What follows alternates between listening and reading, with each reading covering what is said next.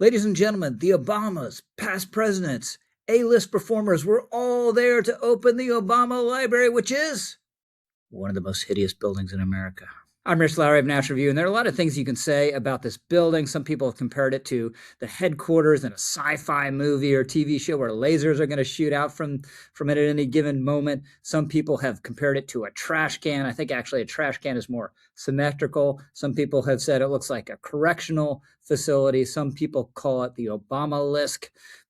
All that aside, though, there's just no question this thing is grim and unsightly.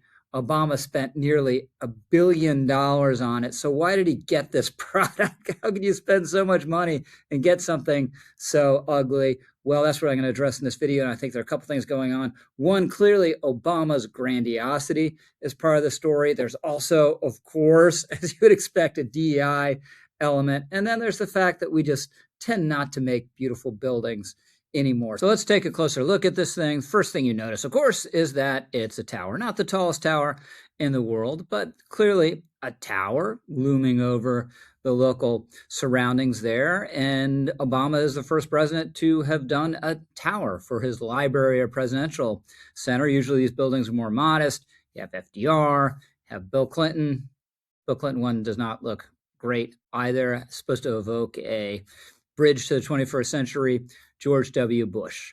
So Obama didn't want that. He wanted something in keeping with his image of himself. So we get this tower. Then you notice the words at the top. They are words from a speech, and a speech by who else? Barack Obama. You know, he could have picked a line from Lincoln or Frederick Douglass. No, it has to be from this great historic order in American history, Barack Obama. Then you notice you can't make them out.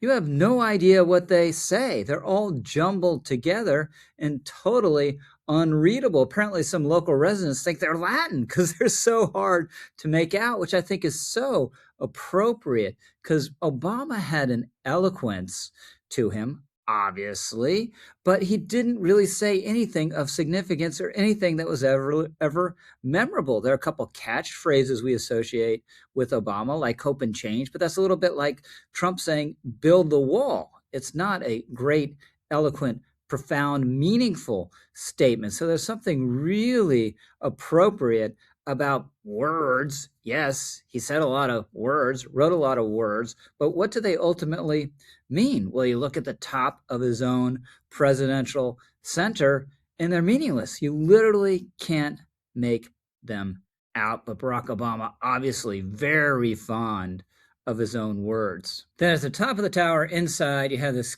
cone-shaped ceiling that's painted and has something on it. What is it? More Obama words, tons of Obama words, a flood of Obama words. Also, as far as I can tell, can't be made out. So again, the point is that these are words about words on top of words, but Barack Obama loves his words. There's a basketball court because this is not just a presidential center, it's a massive facility with all sorts of aspects to it. And the basketball court has Obama words, yes, we can, on it as well. Now, the Obamas are very into the Obamas, so the restaurant has an Obama burger, has Michelle's family chili. There's an Obama tulip variety in the garden. There are planters meant to mimic the planters that Michelle had at the White House, and so on. So why, though, does this tower, coming back to that, look the way it does? Now, Obama apparently imagines himself something as an amateur architect and took a big hand in this design. That probably didn't help. The Obama Center was also pushing the architects to do something iconic that may have forced risky and ill-considered design decisions. Now, the architects say the building is meant to evoke four hands coming together. I don't get that at all. Do you? They also say, more plausibly, that they took inspiration from a rock they brought back from Ethiopia. That seems believable. But regardless, do we really believe that people are going to buy $40 replicas of this building in the gift shop, display them on their mantles, and think, wow, this looks so great? I mean, look at these little models. They look like the Tower of London or something. Now, I mentioned earlier the huge cost of this project, $850 million to build the tower and the surrounding facility. And one reason it's cost so much, and this is just so typical of what you'd expect of an Obama project, is DEI related disputes. The contracting and subcontracting has gotten all messed up. Fox News had a good story on this. To assuage concerns about changes the center was bringing to the Southside Chicago neighborhood, the center prioritized locals for contracting and staffing while also promising to provide workforce development services to surrounding communities. But complicating the Obama Presidential Center's mission of racial justice was a lawsuit filed by a local subcontractor against one of the firms managing its construction. Last year, one African-American-owned concrete and rebar company working on the project alleged that the company overseeing structural engineering and design on the Obama Presidential Center unfairly singled out Black-owned firms for errors. So apparently we have structural engineering and structural racism. The lawsuit alleged that those in charge of the Presidential Library's construction directly undermined the Obama Foundation's DEI goals and commitments and mission to bring transformative change to the construction industry and local community. Management pushed back. It argued that many of the subcontractors were questionably qualified and that they regularly underperformed or displayed inexperience, factors that contributed to the Presidential Library's ballooning costs. The Obama Foundation emphasized hiring Black-owned businesses when seeking out subcontractors for its center.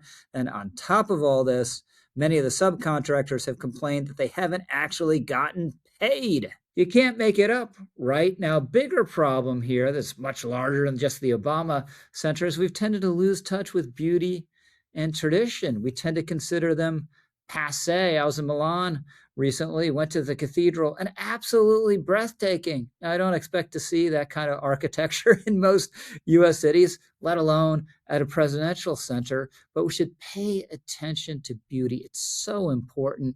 It elevates us. Instead, we go for what looks new and innovative, no matter what, even if it's grim and hideous, like this tower. And another problem with this tower, it's this kind of new approach to architecture, leashed to a grandiosity that at the end of the day is kind of empty. Here's Barack Obama talking about his center. We didn't build the Obama Presidential Center to celebrate my ability to bring about change. We did it to unlock yours. As a young community organizer on the South Side, I learned that all of us had the ability to make a difference. So we built an entire campus dedicated to supporting future change makers. We want this to be a place where anyone can come to find inspiration and get the tools you need to take action in your own community. It's a space to come together and to share experiences, a place to learn about the people who came before us and leave with a shared vision for the future. This isn't my center, it's yours. I hope you'll come visit and get inspired to bring change home. So there you have it. Barack Obama himself, not just an inspirational figure, but his presidential center is going to be inspirational too. But look, at the end of the day, Obama really didn't do that much across his two presidencies. Yes, a historic victory, very symbolically important for the United States, and took us another step towards socializing U.S. healthcare. Otherwise, most everything else washed away. So what you're left with are these cliches, a bunch of words that aren't particularly meaningful, and now a very ugly building on top of it. Hey, by the way, do yourself a favor, comment, like, and subscribe. I guarantee you won't regret it. I'm Rich Lowry, over and out.